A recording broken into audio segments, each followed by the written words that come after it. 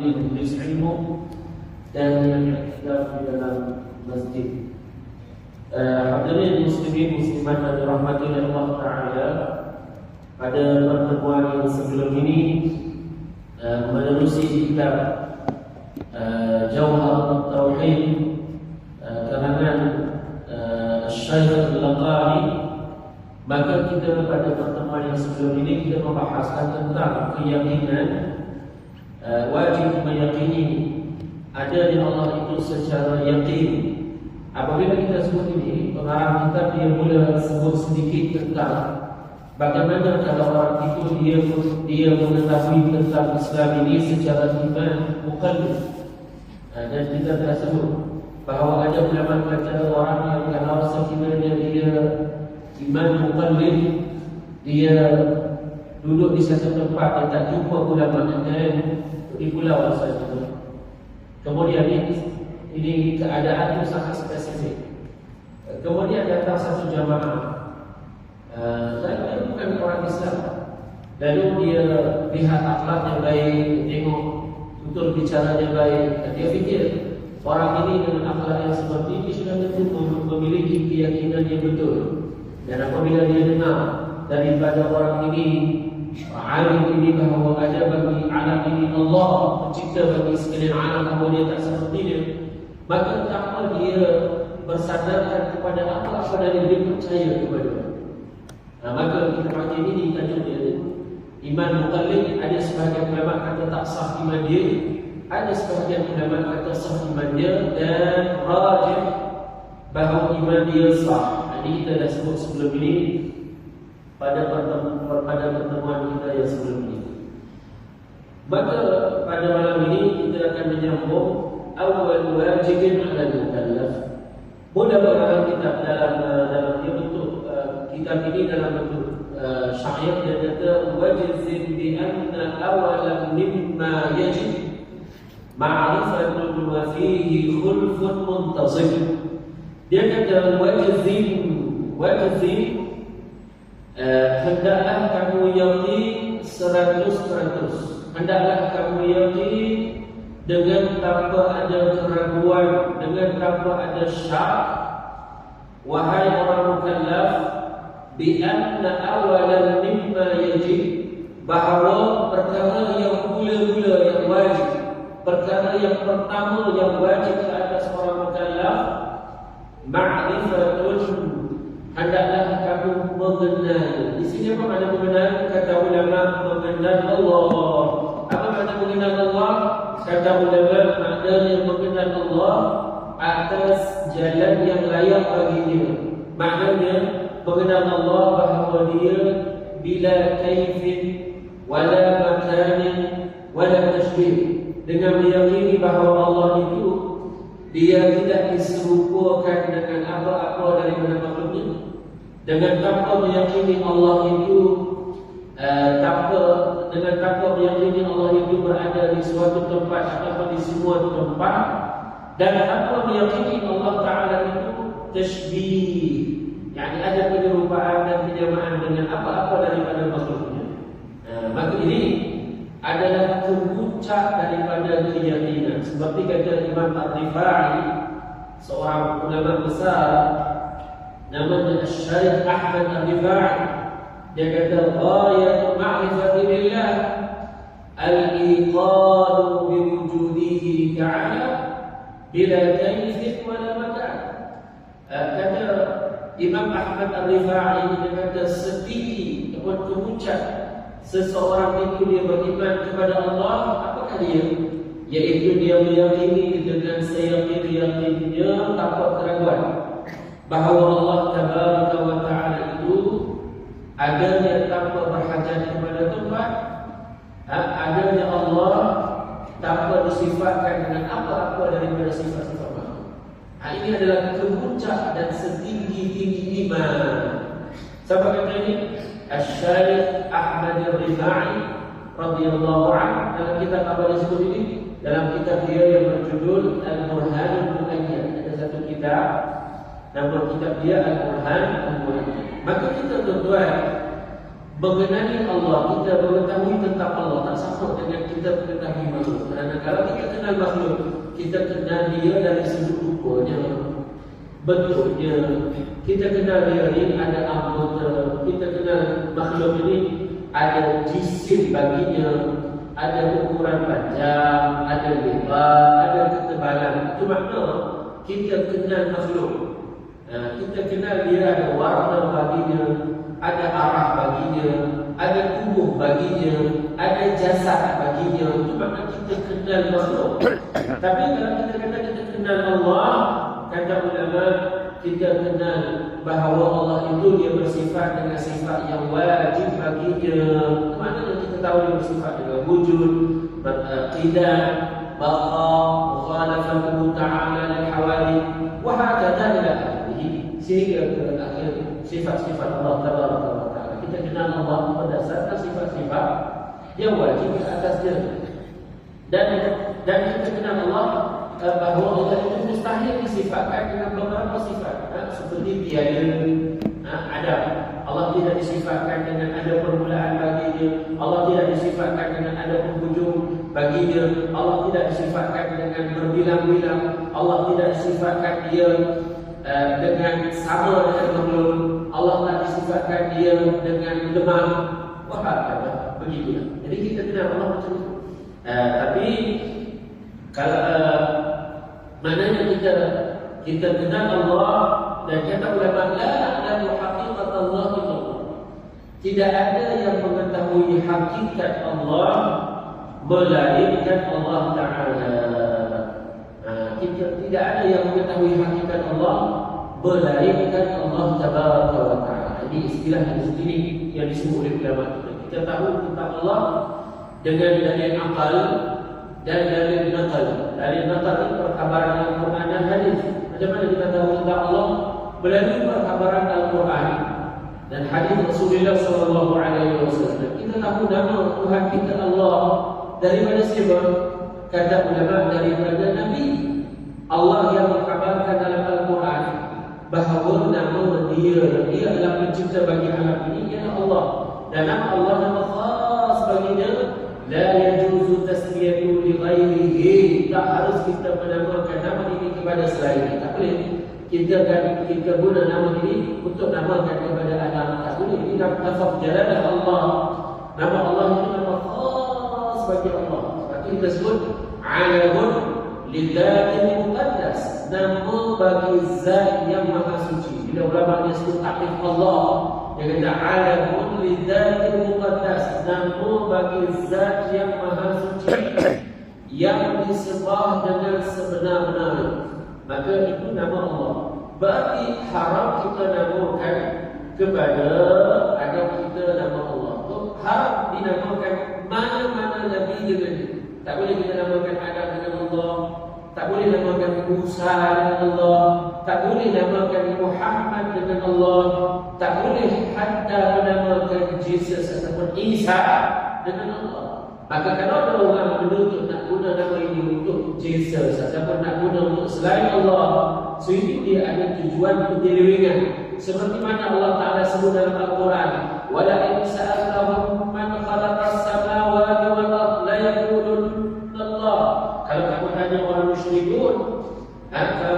orang musyrikun, siapa yang menciptakan langit dan bumi? Maka orang musyrikun dia kata Allah. Tapi mereka kata ini dalam bentuk penyelewengan. Bukan kata mereka mengiktiraf Allah itu Tuhan. Kalau dia iktiraf, sudah tentu dia akan menyembah Allah, dia akan peluk Islam. Tapi kenapa dia dalam keadaan mensyirikkan Tuhan? Kerana dia nak guna itu dalam bentuk nak menyelewengkan kalimah itu. Buktinya mana? Ayat yang setelah itu Allah berfirman, فَأَنَّا يُؤْفَكُونَ. Sesungguhnya mereka itu sebut dengan lidah mereka, tetapi mereka mengingkarinya di hati mereka. Berarti mereka tak percaya, mereka tak beriman. Maka nak menggunakan kalimah itu sebagai cara nak menyelewengkan. Apa-apa datang nanti generasi muda dibiasakan dengan kalimah-kalimah itu supaya mereka petik mana Tuhan yang sebenar. Maka tuan-tuan yang dirahmati oleh Allah, kena bijaksana dan faham makna ini. Kalau tak, Ayat tadi setengah orang dia balik separuh ayat. Yang kata tengok ayat Quran pun boleh kata pun benar apa benarnya. Tak betul. Kerana ayat yang setelah itu menunjukkan penyelewengan. Fa'adna yufakun. Mereka nak guna itu untuk menyelewengkan. Sebut dengan lidah. Tapi mereka ingkar ketuhanan Allah itu di hati mereka. Jadi jangan guna ayat tadi separuh dan terjemahannya dengan literal. Dan tengok ulama-ulama tafsir apa mereka kata. Mereka tak cakap bahawa orang-orang itu mengiktiraf ketuhanan Allah. Kerana kalau mereka mengiktiraf dan meyakini ketuhanan Allah, maka mereka akan sembah Allah. Mereka akan memeluk agama Islam. Tapi kenapa mereka stay dalam kekufuran? Kenapa? Kerana mereka tidak mempercayainya. Tapi kenapa sebut? Sebut ini nak menyelewengkan. Nak menyelewengkan tujuan penyalahgunaan naklu. Itu kita bijak dalam memahami. Kalau guna ayat Quran itu untuk kata bahawa Quran membenarkan penggunaan itu salah faham yang besar. Seolah tak rujuk mana-mana tafsiran ulama-ulama hadis sunnah wal jamaah pada ayat tersebut. Buka Qurtubi jelas. Buka Al-Adul Tafsir An-Nasafi jelas. Buka Al-Sajjul Tafsir Al-Alusi jelas. Kalau tafsir sendiri haknya tak jelas. Ayat Quran itu ditafsir sendiri, maka bawalah kepada dia kata Quran pun membenarkan. Sebetulnya tidak. Kesalahfahaman terhadap makna itu. Itulah nama kata man fassara al-Quran bi ra'yihi falyatabawwa maq'adahu minan nar. Siapa yang menafsirkan Al-Quran dengan pendapatnya sendiri, dia tak rujuk tafsiran-tafsiran mu'tabar, maka dia berhak dimasukkan di dalam neraka. Maka tuan-tuan, bila kita kata wajib mengenal Allah Ta'ala, yakni kita wajib mengenal Allah Ta'ala bahawa Allah itu ada. Dan tidak sama Allah Ta'ala dengan apa-apa daripada makhluknya dari satu sudut ataupun dalam semua sudut. Bahawa Allah Ta'ala kata ulama mawjudun la yahtaji ila makan, apa dia berhajat kepada tempat. Kerana tempat itu dia makhluk. Tempat itu dia makhluk. Allah ada sebelum ada dia tempat. Setelah Allah Ta'ala ciptakan tempat, maka Allah tidak berubah. Maka tak boleh kata Allah sebelum dia ciptakan tempat dia ada apa tempat. And then setelah dia ciptakan tempat, maka dia jadi berubah. Lalu dia berhajat kepada tempat. Maka sifat perubahan macam ini kalau kamu sifatkan kepada Allah, itu sifat yang kamu sifatkan kepada makhluk. Macam mana kamu sifatkan kepada makhluk itu berubah dari satu keadaan kepada satu keadaan yang lain. Kalau kamu kata Allah sebelum dia ciptakan tempat, dia tidak berhajat kepada makhluk, tidak berhajat kepada tempat, tidak bertempat. And then kamu kata bahawa Allah setelah dia ciptakan tempat, dia berubah, dia mula berhajat kepada tempat, berhajat kepada makhluknya.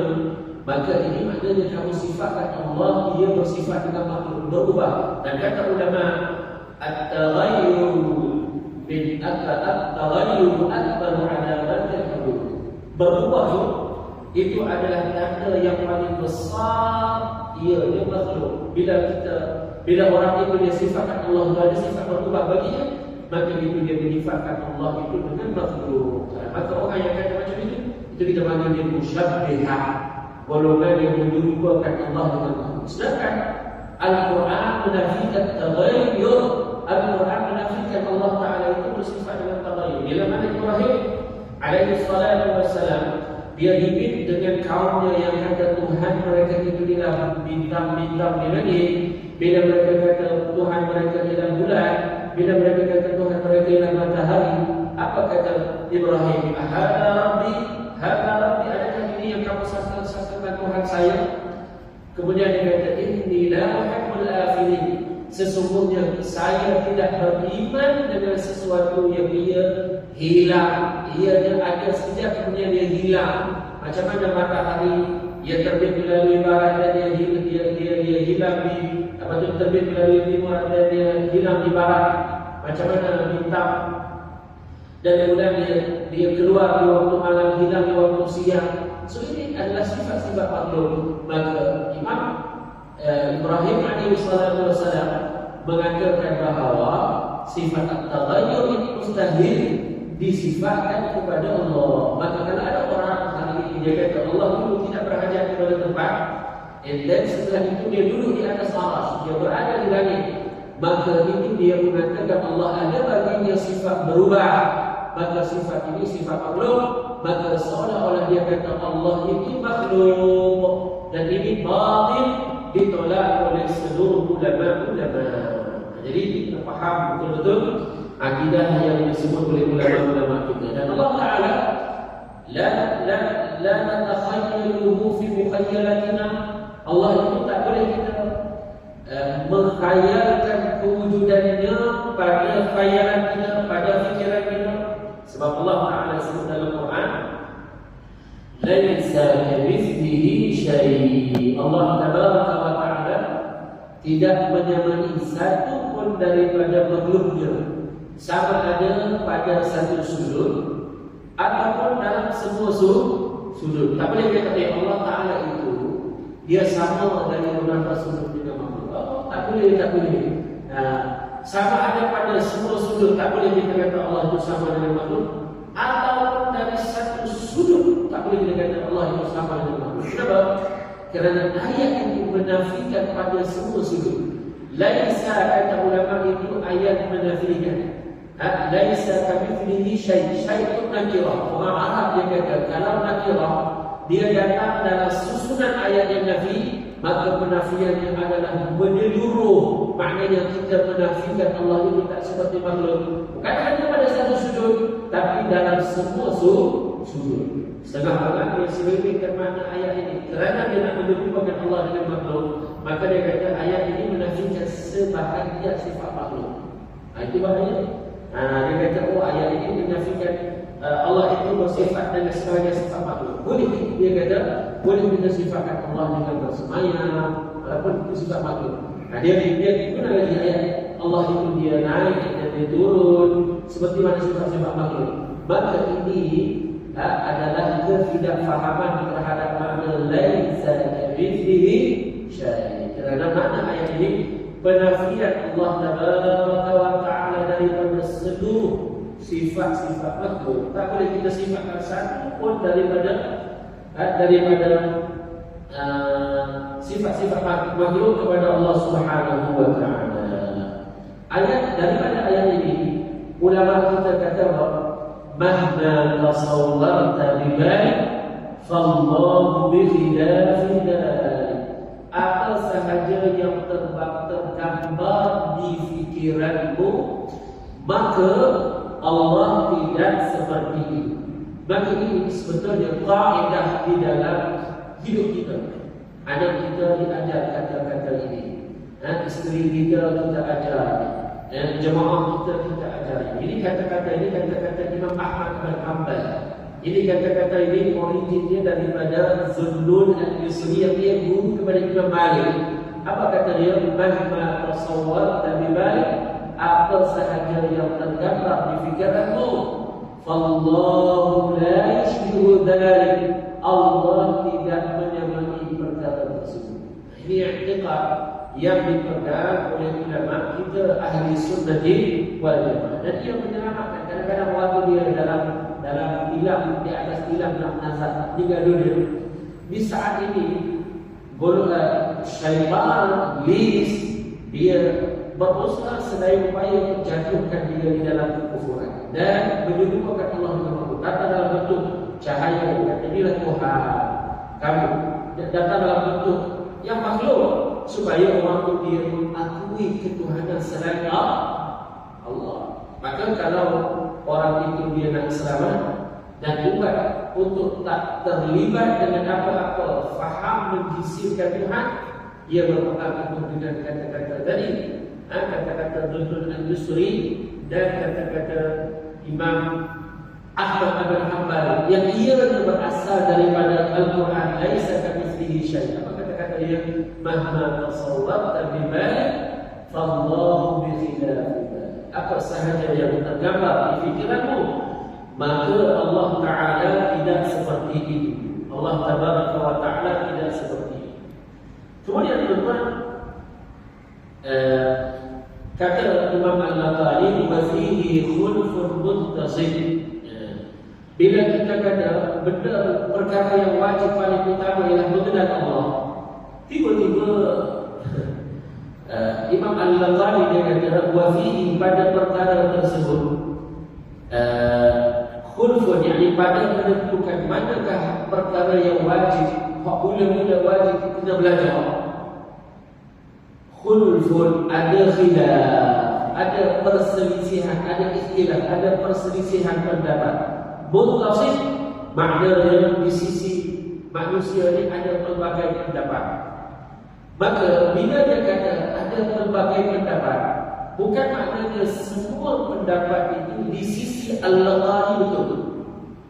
Kerana yang betulnya memang perkara yang pertama ialah mengenal Allah.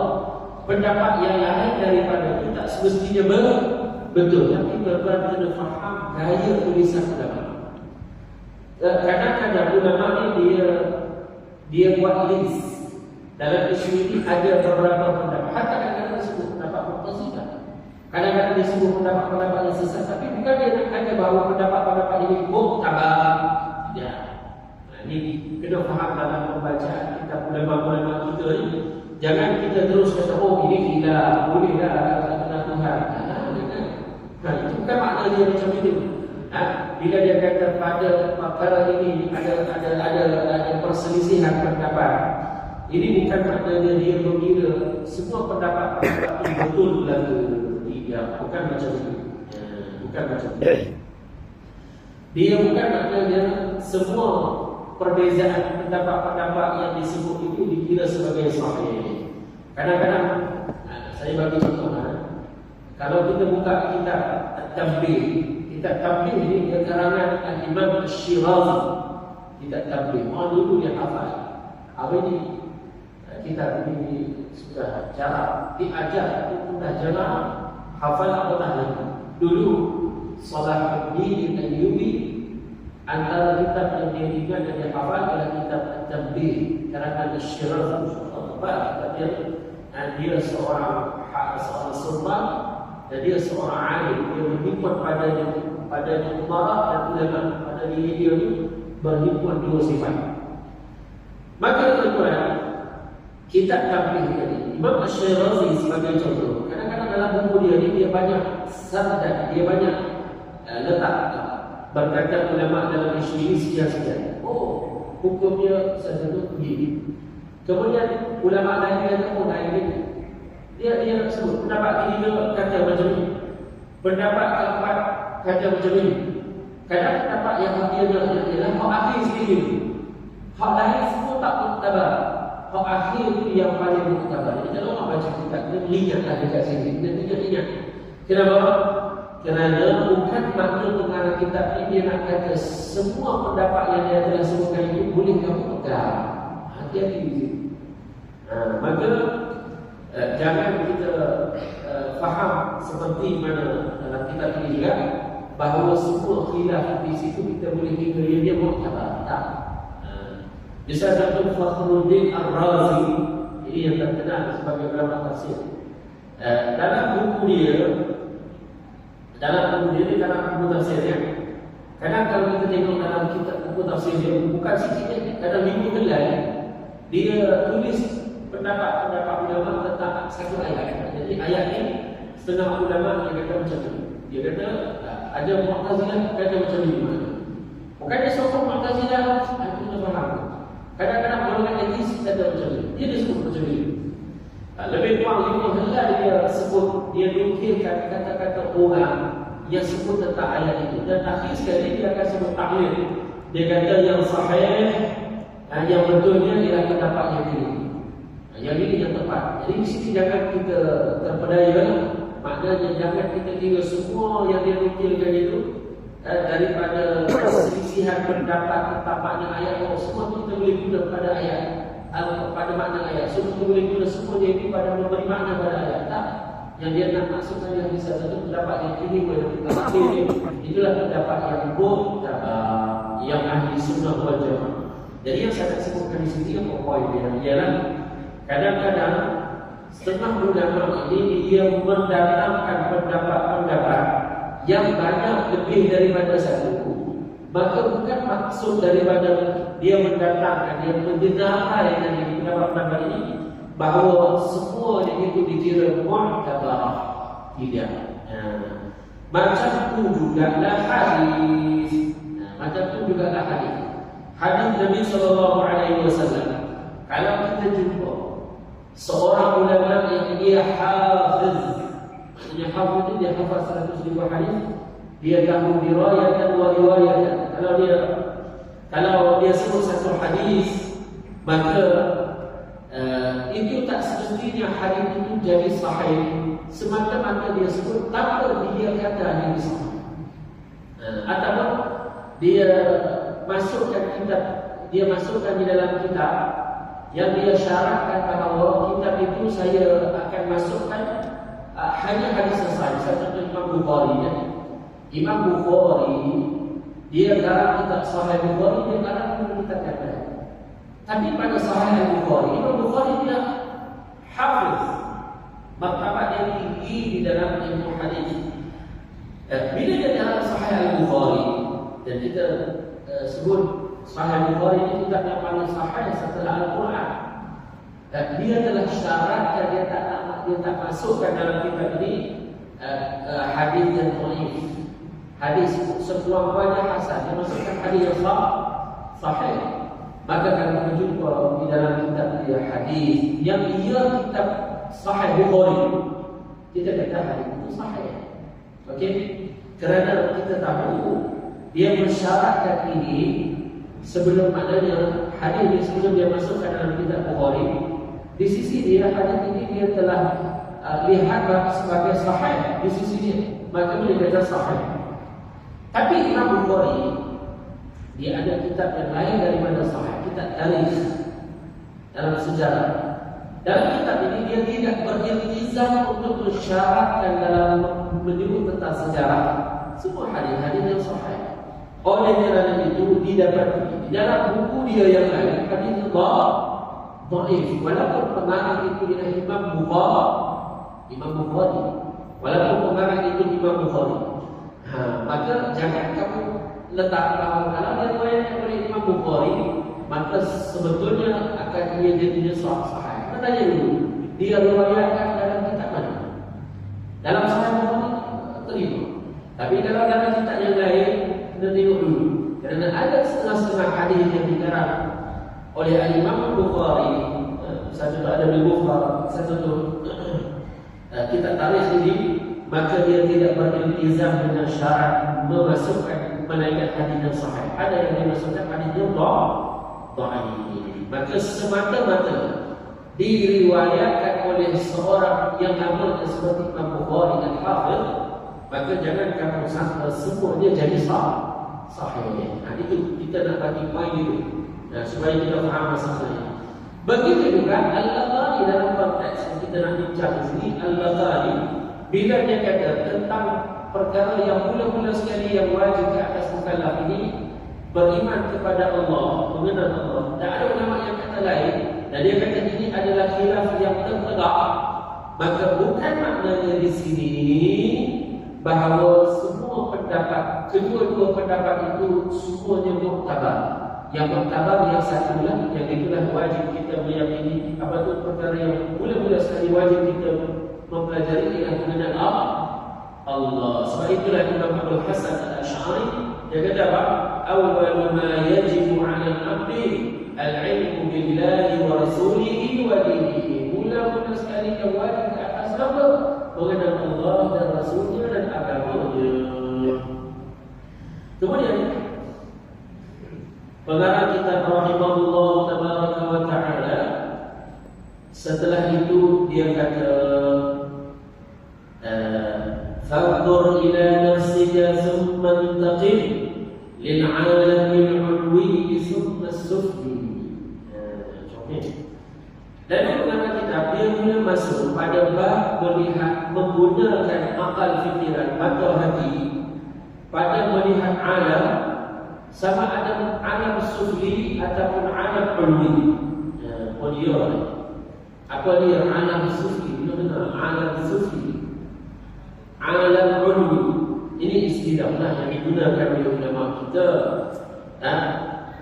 Dia kata di sini, sekiranya kamu nak mengenal Allah, faqdur ayyuhal mukallaf. Maknanya dia kata, lihatlah wahai orang mukallaf dengan menggunakan penglihatan hati. Undur ni maknanya kamu lihat bukan hanya dengan mata, kamu lihat dengan penglihatan hati.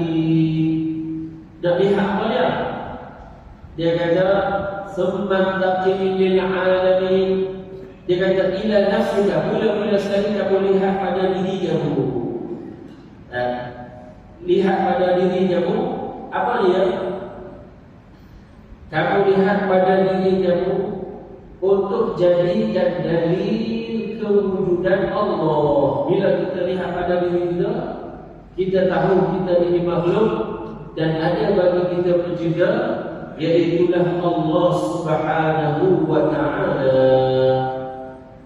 Allah Subhanahu wa ta'ala. Apa dia contoh? An-nadharu fi anfusina. Apakah contoh kita melihat dengan mata hati pada diri kita? Ulama bagi contoh. Misal contoh kita tengok pada asal kita. Asal kita daripada mana? Asal kita daripada ma'un mahir, air yang hidup. Air yang hidup maksudnya apa? Mani itulah. Hidup ni misbah, ianya maksud kita di sini ialah tidak ada nilai. Itu maksudnya di sini. Tidak ada nilai, tidak ada harga. Itu maksudnya hidup dekat sini.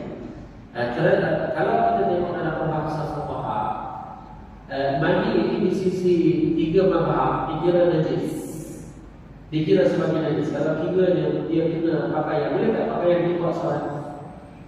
Pakaian itu kalau kita pakai untuk solat boleh, tak boleh kerana dia najis. Tapi begitu mazhab Syafi'i, Imam Syafi'i kata bahawa mani itu tahir, suci. Tapi kita mengingat suci ini bukan boleh makan, boleh minum. Suci dengan arti kata mustaqbal, suci yang menjijikkan. Maknanya dia suci yang menjijikkan, maknanya haram makan. Maksudnya macam mana minus? Maknanya dia bukan najis. Suci dengan arti dia bukan najis. Bukan suci boleh ambil semayang dengan bukan. Suci dengan arti kata dia bukan najis. Jadi kalau kena pada pakaian itu boleh buat salat itu dengan arti macam ini. Macam mana kita kata hingus. Hingus tu mustaqbal. Mustaqbal itu maknanya orang yang ada tabiatnya normal, dia jauhkan diri daripada bahan yang macam ini. Diri dia menjauhkan diri daripada tabiat manusia yang normal, dia jauhkan diri daripada bahan yang macam ini. Mani, daripada hingus. Tapi dia hukum dia suci, jadi tak najis. Dan makan benda yang suci mustaqbal haram. Suci dengan arti yang mustaqbal. Mustaqbal maknanya jiwa seseorang yang normal dia jauhkan diri daripada itu maksud. Jadi di sini kata pengarang kitab, kalau kita lihat pada diri kita, asal kita ini daripada mani tersebut. Pada mani ini dikatakan hina. Hina maknanya tidak ada nilai. Bapa tak ada nilai supaya kita pandang diri kita ini rendah. Kan? Kata ulama supaya kita tak takabur, tak sombong, tak besar kali. Sebab itulah Sayyidina Ali bin Abi Thalib dia kata apa? Malil di Adam wal fakhar. Apakah anak Adam manusia itu dia nak berbangga-bangga sangat? Awaluhu nutfah wa akhiruhu jifah. Awal-awal kejadiannya asal daripada mani, yang ia hina maksudnya. Dan akhir-akhir kemanusiaan itu iaitulah bangkai yang busuk. Dan itu hakikat kita. Lepas tu hak tengah-tengah mungkin dia engineer lah, dia datuk, dia bangsawan, dia raja, dia sekian-sekian. Hak tengah-tengah. Tapi kalau dia tengok di awal hidup dia, di akhirnya di situ dia akan memahami hakikat kehidupan. Yang tak tahu sangat ke mana dia tengok apa tu. Bila dia tengok masa dia dah ada harta, ya. Bila dia ada rumah, bila dia ada kereta, bila dia ada tahta, dia tengok apa tu. Dia nak kena tengok di awal-awal dia tu asalnya daripada mana, dan akhir dia juga kita kena tengok yang akhir dia ialah bagai yang busuk. Jadi tuan-tuan sahaja. Dalam Quran surah apa? Wa fi anfusikum afala tubsirun. Wa fi anfusikum, yakni pada diri kamu itu, afala tubsirun, tidakkah kamu lihat dengan mata hati? Kata ulama Ibnu Abbas dia tafsir. Jadi Ibnu Abbas ini dia sahabat Rasulullah. Jadi apakah makna wa fi anfusikum afala tubsirun, pada diri kamu tidakkah kamu melihat? Maka dia berkata afala tubsirun ikhtilafan al-sinah, tidakkah kamu lihat dengan mata hati kamu bahawa manusia itu berbeza-beza pada lidah mereka. Lidah mereka itu berbeza-beza, maknanya bahasa berbeza. Orang ni cakap bahasa Melayu, orang ni cakap bahasa Thai, orang ni cakap bahasa Inggeris, orang ni cakap bahasa Arabistan, orang ni cakap bahasa Arab, kan? Berbeza-beza. Faham apa yang dulu ini menunjukkan pada apa? Yadullu ala anna lahumul khaliq, menunjukkan mereka dia ada pencipta bagi mereka. Pencipta bagi bahasa ini siapa? Allah yang menciptakan bahasa tersebut. Dan Nabi Adam alaihi salatu wasallam, Allah ajar dia semua bahasa-bahasa ini. Allah Ta'ala ajar dia bercakap dengan sekalian anaknya dengan sekalian bahasa. Nabi Allah Adam alaihi salatu wasallam. Wa 'allama Adam al-asma'a kullaha. Allah Tabaraka wa Ta'ala ajar kepada Adam alaihi salatu wasallam, limpahkan dalam hati Adam akan nama-nama bagi setiap benda. Yang ni namanya pokok, yang ni namanya gunung, yang ni namanya yang ni namanya bumi, yang ni namanya langit. Begitulah semua nama benda-benda ni. Dan juga bahasa, kata ulama, dilimpahkan dalam hati Adam alaihi salatu wassalam. Maka Adam dia bercakap dengan anak-anaknya dengan semua bahasa. Maka dengan kepelbagaian lidah, yakni dengan kepelbagaian bahasa ini, maka kita dapat faham bahawa ini menunjukkan akan ada yang pencipta, iaitu Allah. Jadi kita mengenal Allah bahawa dia yang tak sama dengan makhluk. Wa ikhtilafis suwar, dan kata Ibn Abbas, kita melihat kepada berbezanya rupa bentuk. Setiap daripada manusia rupa parasnya berbeza-beza. Hatta kembar berbeza. Kembar pun berbeza. Ya, tengok duduk rupa dia tak lalat, tak ada. Pak ni mulut dia panjang situ, atau mulut dia pendek. Ya, atau kuning dia comel situ, atau kuning dia tak comel. Kan? Dia ada beza orang tu. Walaupun kembar. Maka bila kita tengok rupa orang Melayu ni, Chinese macam ni, India macam ni, maka kita dapat ambil daripada ini bahawa ada yang pencipta bagi mereka. Itulah Allah Tabaraka wa Ta'ala. Hatta kalau kita tengok pada diri kita, apa Allah Ta'ala ciptakan kita kening ini berlengkuk ke bawah. Kemudian dia duduk sini, macam nak tak pandang kening ni, nak tak bagus tak seperti ni. Nak tak mana, nak tak dada, nak tak mana ni, belakang, kaki, pohon. Akhir sekali kita akan tengok bahawa tempat ni yang paling cantik, yang paling sempurna. Allah ciptakan kita pada. Dan di sini letakkan yang melengkung. Letak dia melengkung, senang. Mari ke masjid, naik motor, tak pakai naik motor, naik berjalan kaki, datang hujan, maka dia sempur air itu. Tidak kata masuk semua air di dalam mata. Ibu saya dulu semua nak berkata antara hikmah dia kata, apabila kita berjalan dulu, dia kata air tak sempur masuk dalam mata semua. Dia sempur keluar oleh kening itu semua. Masya-Allah. Itu salah satu. Kita fikir tentang makhluk membawa kepada mentauhidkan Allah. Kita tengok pada lembu saja. Yang lembu dia makan daripada satu bahan, daripada rumput, daripada rumput yang hijau. Jadi tahi dia, jadi wanita, hijau. Kemudian jadi bulu dia, jadi tulang dia, jadi ekor dia, jadi darah dia, jadi semua komponennya diambil daripada Allah ciptakan daripada rumput tersebut. Maka subhanallah, maha suci Allah yang menciptakan segala sesuatu yang dia tidak sama dengan makhluk. Wa ikhtilafil tabai', dan berbeza-beza pula tabiat manusia. Oh ni apa ni apa boleh jadi tetangga tadi cakap dan beza kan dalam satu family itu, kan? Dalam satu family ayah anak tak biasa, anak juga kan?